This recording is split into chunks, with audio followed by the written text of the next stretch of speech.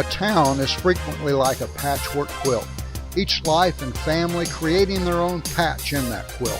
Experiences, memories, connections with friends and others create the shapes that ultimately form the shape of each patch. Events form their own patch, colored by the emotions and feelings of those who experienced the events and the effects they had on lives. Some patches are darker shades, memories of loss, death of loved ones, wars, but most are brightly colored by the births, lives, and friendships of the people of the town. The patches are stitched together by our mutual shared memories, the silver and gold threads of our schools and churches, the stitches of years of life pulling it all together. The memory keeper is the one who places the pieces side by side, gives the patches their context. I am that memory keeper. Come with me as we journey back in time and share remembrances of my hometown. Our hometown, Catlin, Illinois. I first came to this place in the 1800s as part of the thousands who moved west looking for more space, more opportunities, a place to make our own. We came by wagon, horseback, and often on foot, not knowing what we would find. We found here prairie grass taller than a man's head, soil as black as the crumbly rocks sticking out of the riverbanks, enough timber to build cabins and fences, and Indians with whom we could trade for furs. The Indians had strange names, Kickapoo and Piankashaw, but they were friendly and glad to trade us for what we had. When we went to dig our wells for water, we found some of the water was about as salty as anything we'd tasted, and decided we could boil a lot of that water to get salt for trade and use. Have you ever heard of the Salt Fork River? We named it that after finding that salty water nearby. If you look for it, you just might find one of those big old kettles we used to boil the water down. It wasn't too long after we got settled here that others came along. One feller came here with his family and decided to clear the land and do some farming. I don't rightly recall what he grew, but seem to remember that he built his cabin right about where you folks have the Oak Ridge Cemetery. Maybe you heard that this place used to be called Butler's Point. Well, it got its name from Mr. James Butler.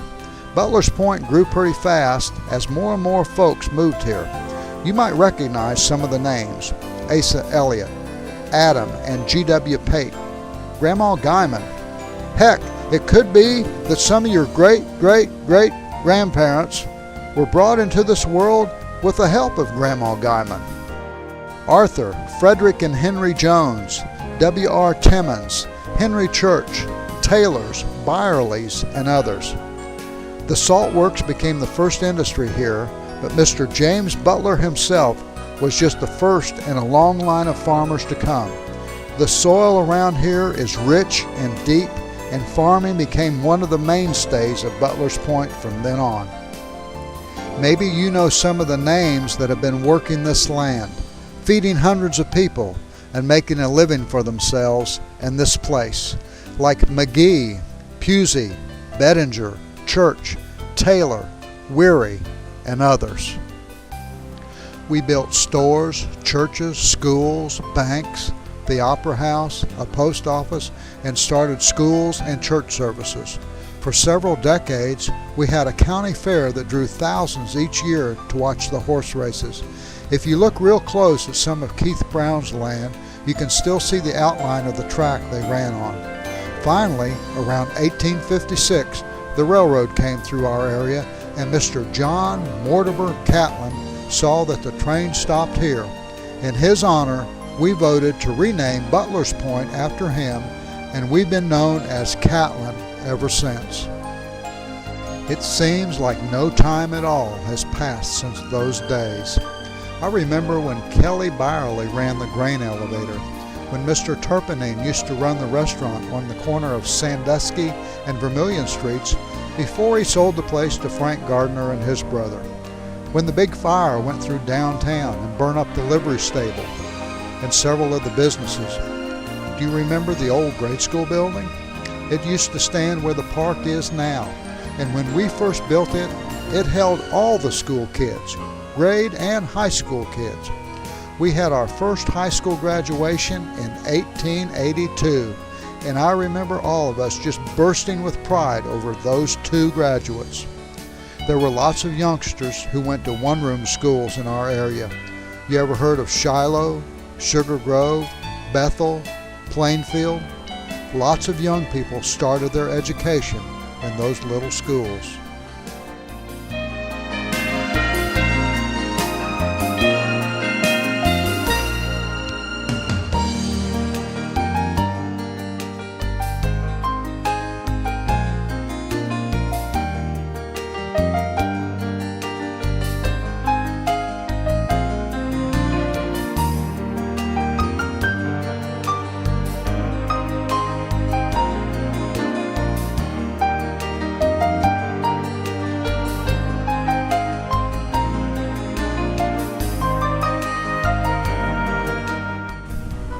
In the early 1900s, we found out that the black rock we saw on those riverbanks all those years ago actually burned.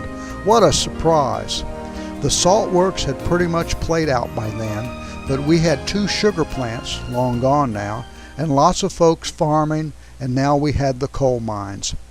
At one time, there was a coal mine in every direction you could go from Catlin, and over 5,000 folks made their living from that black rock. The hills you see out south of town came from one of those mines. We had shaft, slant, and strip mines, and some folks say that 85% of the coal is still in the ground hereabout. By then we had an interurban train that got folks from here to Danville, a 4-year high school rather than the 2-year program we started out with, a couple of restaurants, and 3 churches. We'd made it through the Civil War, though a lot of boys did not come back from that one. And then in a place called Austria, some archduke got himself shot, and our boys got sent off to war again. By the time those boys came home, lots of folks were giving up their horses for those automobiles. And when the last livery stable burnt down, that was the end of an era. Pretty soon, we had an auto repair shop right next to where Johnny Russell now lives, 2 car agencies, and a greenhouse.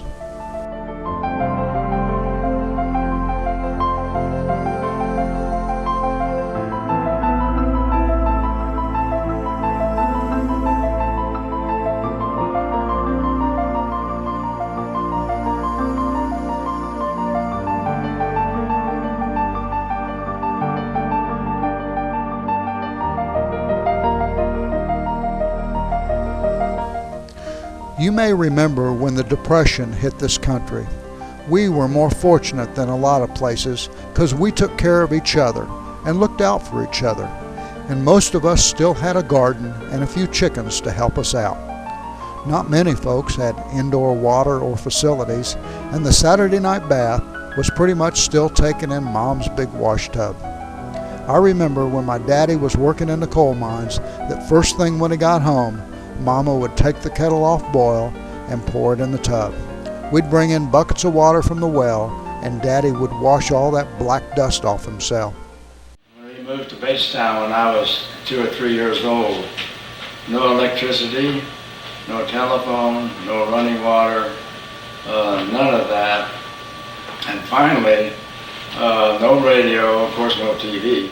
But to take a bath, you would heat the tea kettle on the stove, and then take it into the bathroom and pour it in this humongous big tub.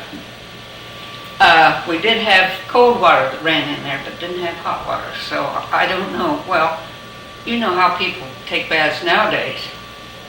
Yeah. So if we had this much water and it was warm, we were tickled pink. But talking about taking a bath in those days, you're familiar with the old wash tub about this big around.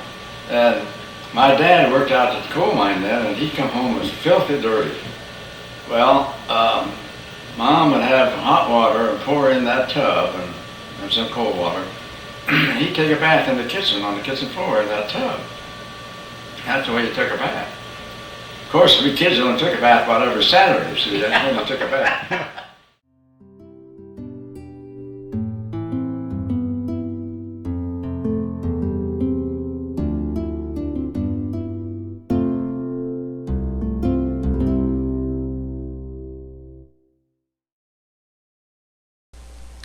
Do you remember when Franklin Roosevelt became president in the midst of the Depression and sitting around the big radio, if you were lucky enough to have one, and listening to his fireside chats? My grandma always said his voice coming out of that big box was about the only thing that made her feel like times would get better. That our well-being depends in the long run upon the well-being of our neighbors. A lot of our folks went off and got work with the WPA, and man, did they have stories to tell when they came back home.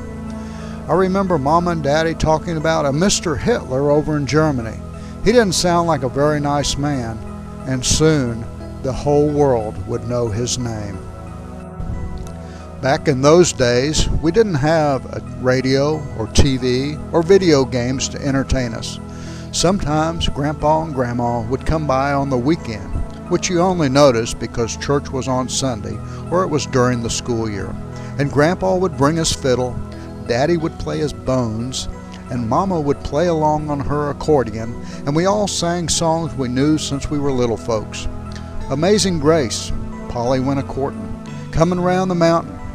There were lots of songs we knew by heart, and we learned to harmonize with Daddy's tenor and Mama's sweet soprano.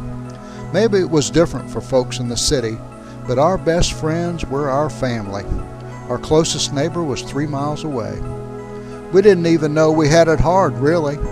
Daddy was a coal miner like most of the other men we knew, and we kept animals for food. There wasn't any going to a grocery store for meat and such. We sold what we didn't eat, but so did everyone else.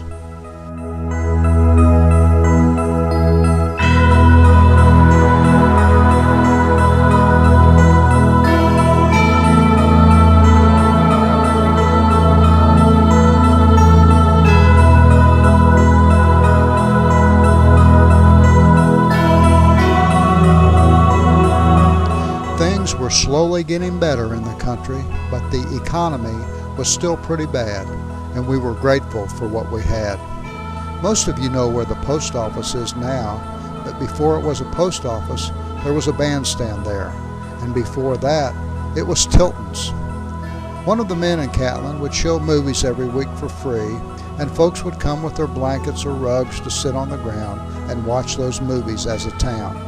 Mama would make us a pitcher of lemonade, and my little sister used to fall asleep before the end of the show.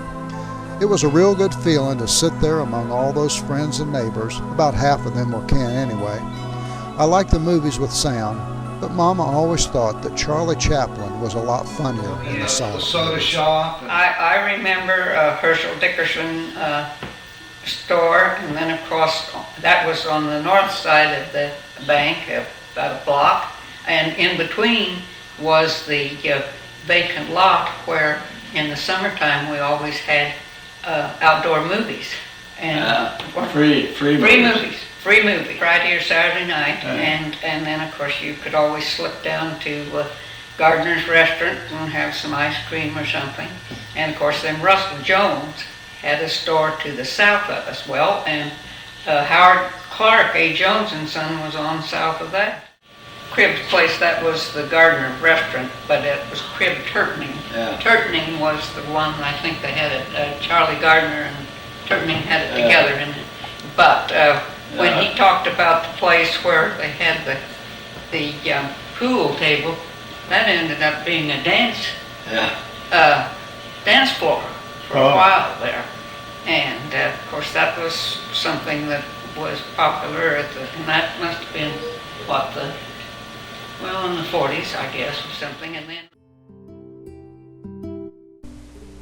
as the years passed in the 30s, we kept hearing more and more about this guy, Hitler, and all of what he was doing over in Europe. Grandpa had fought in the Great War, and he was real worried that somehow we would get caught up in all that mess just like we did in 1917. And maybe Daddy or one of us boys would have to go to war too. Somewhere during that time we got a radio, and we kids felt like we'd died and gone to heaven. Mama and Daddy would sit there before the radio each night as soon as supper and chores were done and listen to the news, and then we'd listen to Ma and Pa Kettle, and I'd get to listen to The Shadow after the kids went to bed.